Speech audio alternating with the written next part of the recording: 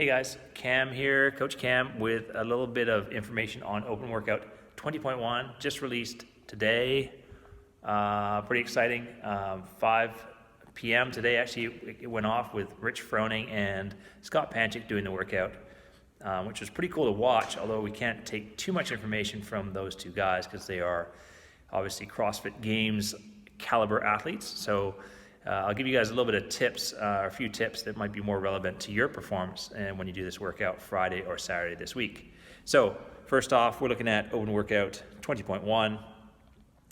It's 10 rounds for time of 8 floor to overhead. So you can snatch the barbell, probably power snatch, or power clean and jerk the barbell. So as long as it goes from the floor to overhead, you're good. So 8 reps of that, 65-95 for RX, and then 45-65 for scaled.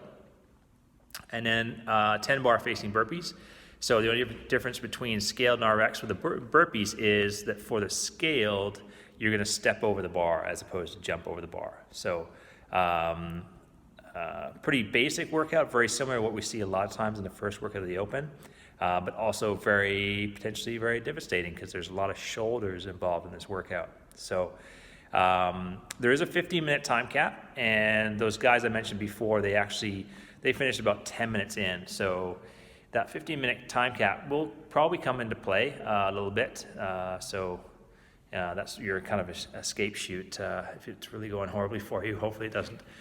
So I'm going to talk a little bit about strategy and what you might want to consider when doing this workout. The first thing is you've got power snatch or clean and jerk for your options. You can mix them any way you like. Doesn't matter as long as that bar goes from the floor to overhead. Now the thing is that power snatch is a little bit faster because you don't stop the shoulders, but because of the rotation of your shoulders, so if you think about locking out a power snatch, so it kind of rotates over like this. That motion, if you have tight shoulders, is going to wear your shoulders out. It's just going to be a bit fatiguing on the shoulders. So that's something to be mindful, especially if you have tight shoulders, you like really tight pecs and lats and stuff like that. That rotation can be a bit difficult. Also, if you're really tall or not very flexible, the snatch grip, because it's wider, you have to bend down a little bit further, and you're already doing a lot of hip flexion in your burpees and power snatches or barbell movement already. So it may be slightly easier on your core to actually do a clean and jerk where you can actually, because your hands are close together, you don't have to bend down as far. So a couple things to think about with that one. But the main thing is you want to execute those reps in a relaxed format. You don't want to fatigue yourself on too much on the snatch or the clean and jerk, the floor to overhead. Because a slow floor to overhead really is maybe 1 second slower than a fast floor to overhead. Whereas the burpees, if you do your burpees slow, you can do on a bar facing burpee, a turnaround between reps. It's not uncommon to see someone do like a 7-second turnaround on a slow bar facing burpee, whereas a fast one might be 3 or 4 seconds.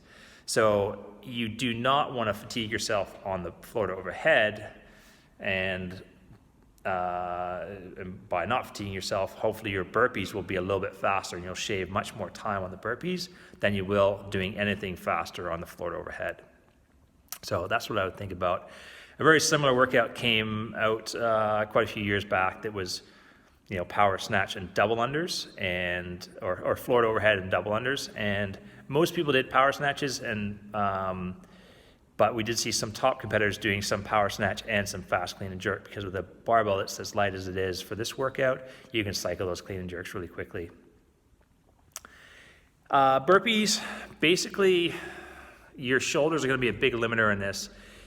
With the step in, there's actually, it's really cool this year, before you jump over the bar, you can actually step your feet back in from the burpee, the bottom of the burpee position, which makes it quite a bit easier. With the step in, it gets a little bit easier on your core, but your shoulders are still going to be heavily involved. So my advice really on the burpees is to lower your center of gravity before you put your hands on the ground when you start your burpee.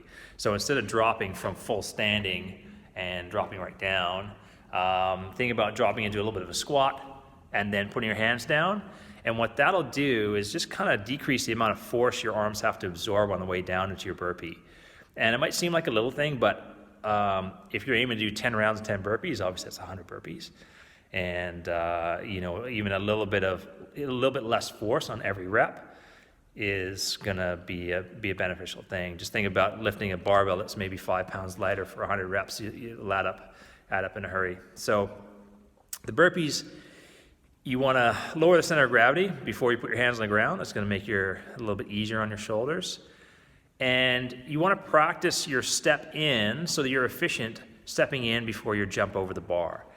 You don't want to take too many extra steps. You don't want to, do any more work than you need to align yourself for your jump over the bar. So as you're warming up, I recommend just practicing those reps and trying to dial in a technique that is consistent.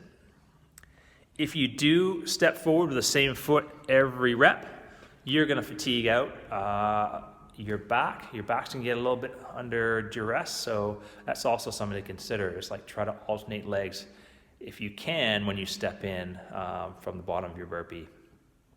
So a couple of things. Keep those power snatches smooth and relaxed as much as possible, or clean and jerks, smooth and relaxed as much as possible. And what I don't mean slow, I just mean don't put any extra energy into them, and don't fatigue out on those.